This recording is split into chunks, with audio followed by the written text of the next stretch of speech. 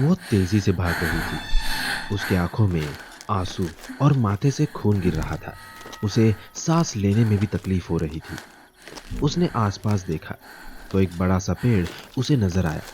वो भागते हुए उस पेड़ के पास आई और उसके पीछे छुप गई। उसके पास अब खड़े रहने तक की ताकत नहीं थी। वो उस पेड़ के नीचे बैठ गई। उसकी आंखों से आंसू रुकने का नाम नहीं ले रहे थे। वो वहां थोड़ा रेस्ट कर रही थी और खुद से कहते जा रही थी कि सब ठीक हो जाएगा।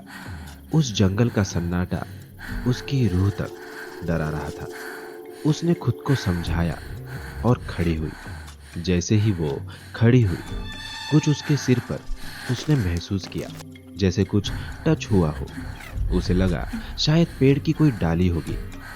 उसने ऊपर देखा और पाया एक आदमी की डेड बॉडी उसके सामने लटक रही थी। डर से उसकी चीख निकल गई। कनिका उठकर बैठ गई और देखा विशाखा डर से कांप रही थी और उसके आंखों में आंसू थे। कनिका ने विशाखा से पूछा कि क्या हुआ, वो रो क्यों रही है। कनिका ने उसे शांत करवाया। तब विशाखा ने उसे अपने डरावने सपने के बारे में बताया, जो कि कनिका के सपने की तरह सिमिलर था। कनिका ने उसे समझाते हुए कहा कि शायद हमने रात को वो गेम खेला, उसी के चलते उसे ये सब ख्याल आ रहे हैं। डरने की कोई बात नहीं है, सब ठीक है। विशाखा को यह सुनकर थोड़ी तसल्ली मिली। संडे का दिन था तो लड़कों ने लड़कियों को लंच के लिए बुलाया। वो लोग रेडी हुए और रेस्टोरेंट के लिए निकल गए।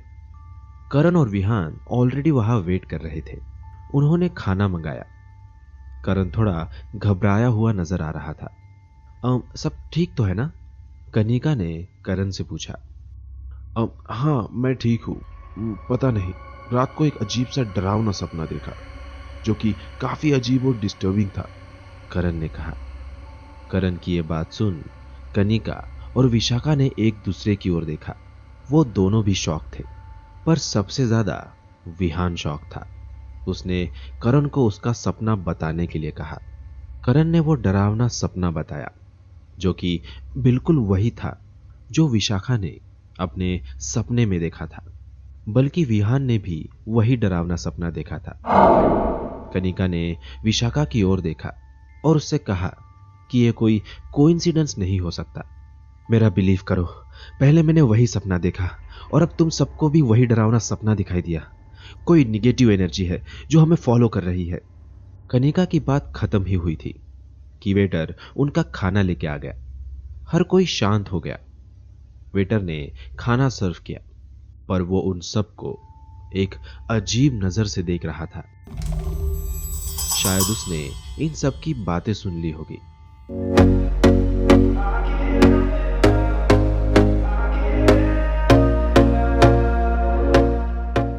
वो सब क्लबिंग के बाद ड्रंक थे।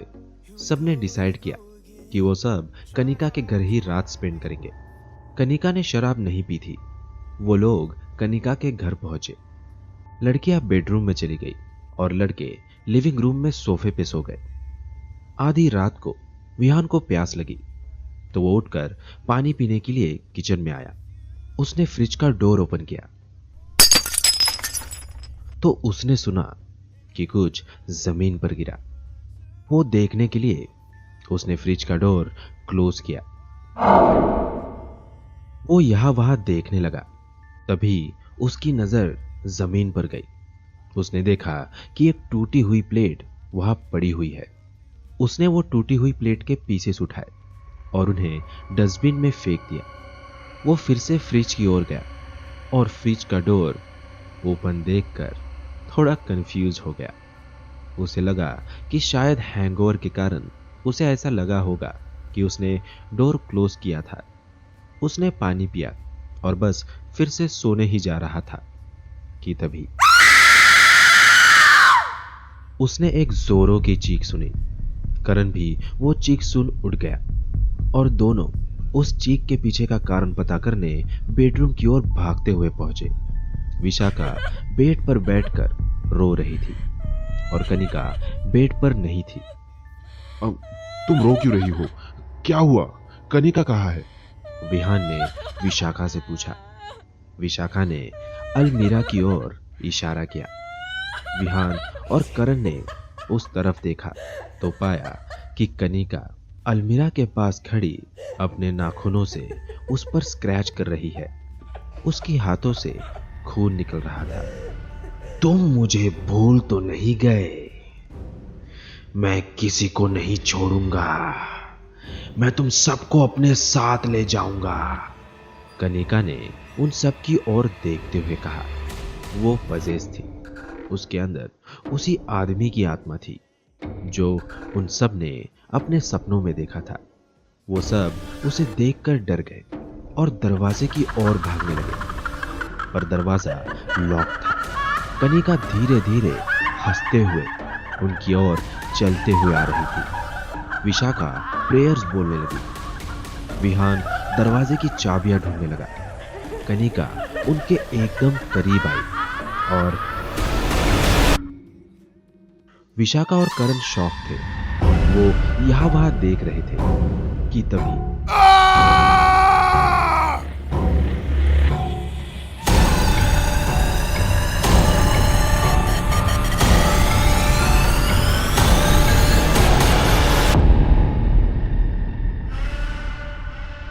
अगर आपको ये स्टोरी अच्छी लगी तो लाइक कीजिए।